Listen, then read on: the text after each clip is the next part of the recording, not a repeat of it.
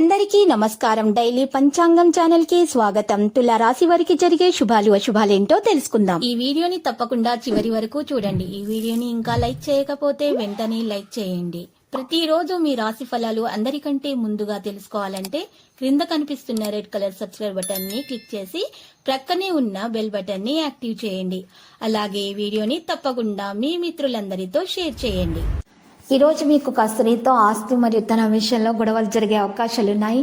కానీ ఆ గొడవలలో మీరు చెప్పకూడని మాటలు చెప్పినట్లయితే తర్వాత మీరే బాధపడతారు. ఆ తర్వాత ఆ గొడవ పెద్దదిగా అయిపోతుంది. దాని బదులు మీరు ముందే జాగ్రత్తగా ఉండి గొడవను మీరు మాటల ద్వారా పరిష్కరించుకుంటేనే మేలు.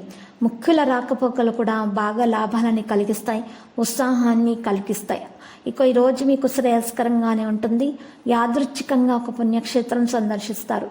సన్నిహితులతో కలిసి చేపట్టిన పనులు సమీక్షిస్తారు. విద్యార్థులకు అయితే దూర ప్రదేశాల్లో ఉన్నత విద్యా అవకాశాలు కూడా లభిస్తాయి.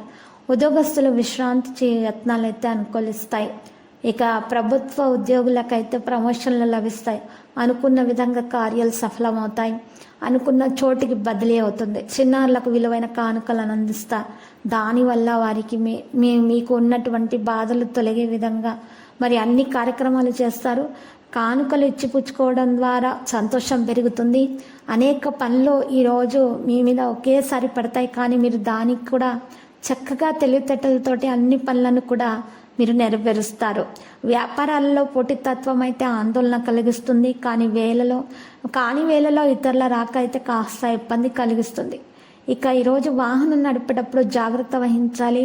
ఈరోజు మరి ద్విచక్ర వాహనంపై దూర ప్రయాణం చేయడం మంచిది కాదని గుర్తించండి. రచయితలు, పత్రికా, మీడియా రంగాల వారికి మంచి అవకాశాలు లభిస్తాయి. రాజకీయ నాయకులు వివాదాస్పదమైన వ్యాఖ్యలు చేసి ఇబ్బందులను ఎదుర్కొంటారు. ఈరోజు సోషల్ మీడియా నుండి దూరంగా ఉంటే మంచిది. సోదరులతో కలిసి విందు వినోదాల్లో పాల్గొంటారు.